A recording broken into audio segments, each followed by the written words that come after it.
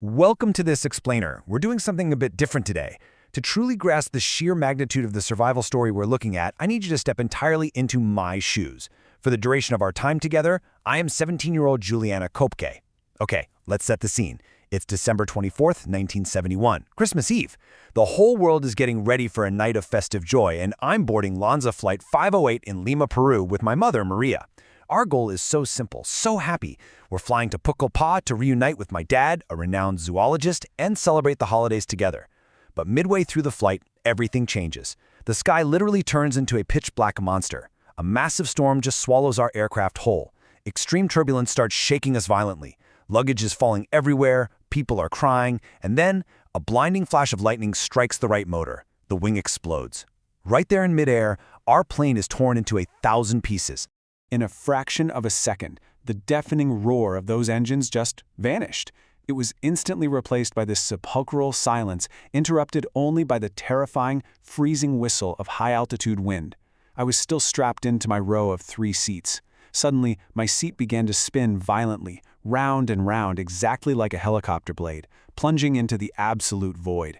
The sheer, visceral terror of that moment, honestly, terror doesn't even cover it.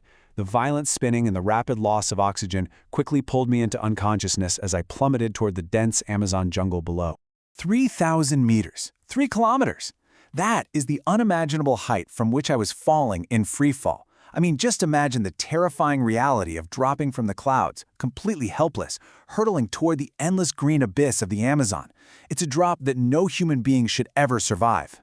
Which brings us to Chapter 1 of my survival. Alone in the green hell of the Amazon. When I finally opened my eyes, it was the morning of December 25th, Christmas Day. The terrifying screams of the passengers were totally gone, replaced by the eerie, overwhelming silence of the jungle canopy. Miraculously, incredibly, the dense leaves and branches had cushioned my 3-kilometer fall. My immediate expectation, my desperate driving hope, was that I'd find my mom right nearby. For hours, as the initial shock kind of blocked out my physical pain, I dragged myself around the impact site, screaming her name. But the horrifying reality slowly set in. There was no response, just twisted metal, giant trees, and complete isolation. The crushing emotional weight of realizing I was completely, utterly alone in one of the most hostile ecosystems on Earth, it was paralyzing. I really want you to ask yourself, what would you do at 17 years old in my condition?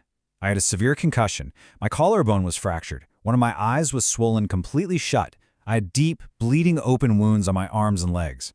I was wearing nothing but a torn, short mini dress in the unforgiving jungle. On top of all that, I had lost my glasses, making it incredibly hard to see, and I was missing one of my shoes. I was battered, bleeding, and entirely exposed. Honestly, anyone else my age might have just sat down and panicked until the end. But I possessed a secret advantage. I wasn't just a city teenager. I was the daughter of experienced biologists. I had actually spent long periods living with them at a research station right there in the rainforest. Because of my parents' teachings, my mind managed to shift from sheer panic to intense focus. I knew this environment. I knew that the true, lethal threats in the jungle weren't the jaguars or the caimans that people always see in the movies. No, the real killers were microscopic: the insects, the infected water, the poisonous plants. And this knowledge brings us straight to my strategy. Section 2, the survival rule and my 3-step plan. Searching through the scattered wreckage, I found a single, small bag of Christmas candies. I knew right away this would be my only lifeline, my only source of energy, and I had to ration it strictly. I remembered my dad telling me that searching actively for rescue in the dense jungle was totally useless. Helicopters would never see me through that thick leaf roof. So I formulated a 3-step plan based on my dad's strict survival rules. Step 1, find running water. Step 2, follow that water, because a stream becomes a creek becomes a river, and humans live on the banks of rivers. Step 3, and this was absolutely vital, I had to use a long stick to tap the ground ahead of me with every single step. This methodical, agonizingly slow process was literally the only way to avoid stepping on the camouflaged, highly lethal Jargon snake hiding out in the dry leaves. So, here is the grueling timeline of that journey. On day 2, I heard the faint murmur of water and found a small stream. But the heat of the day kept giving way to freezing torrential rain at night, and mosquitoes relentlessly devoured my exposed skin. By day 5, my tiny supply of candies ran out completely. Agonizing hunger set in, and I actually started experiencing hallucinations. To save my rapidly depleting energy and to protect my bleeding bare feet from river stingrays and piranhas, I would just float in the deeper parts of the creek, letting the current take me. It wasn't until day 10 of absolute isolation and pain that the creek finally emptied into a large river, where I saw a motorboat. But reaching that boat meant surviving what I can only describe as Chapter 3, a living nightmare of infection. During those long days of walking and floating, a profound biological horror began to manifest in my right arm. The constant, suffocating humidity of the jungle had caused one of my deep crash wounds to become severely infected. A jungle fly had landed on me and laid its eggs directly into my living tissue. I watched, with absolute visceral horror, as dozens of maggots hatched and literally began to devour me alive from the inside out. The physical pain and the psychological torture of feeling those larvae moving inside my flesh, it was maddening. I even broke a piece off a ring I was wearing and desperately tried to dig them out one by one, but the infection just kept advancing. When I finally dragged myself out of the water on day 10 and found a rustic palm-roofed cabin next to that motorboat, I discovered a small drum of motor gasoline. Remembering a really harsh technique my dad used to treat infected animals at his science station, I made a desperate choice. I took that raw fuel and poured it directly into my open, bleeding, infested wound. The chemical burn was immediate. It was blinding and excruciating, but it worked. The gasoline forced over 30 maggots to surface, allowing me to clean the wound just enough to survive. Completely exhausted, hovering right on the brink of death, we enter the final phase. Chapter 4: Rescue and Return to Civilization. I collapsed on the floor of that empty cabin and fell into a deep, deep sleep. The next morning, I woke up to 3 local Peruvian loggers staring at me in absolute shock. I mean, think about the intense cultural collision happening in that moment. Look at my appearance. A pale girl in a shredded dress, bloodshot eyes, covered in brutal insect bites, smelling strongly of raw gasoline. The loggers, heavily influenced by local myths, genuinely thought I was a U.n.t.o.l.d-S.t.o.r.i.e.s, a terrifying, legendary water spirit of the jungle.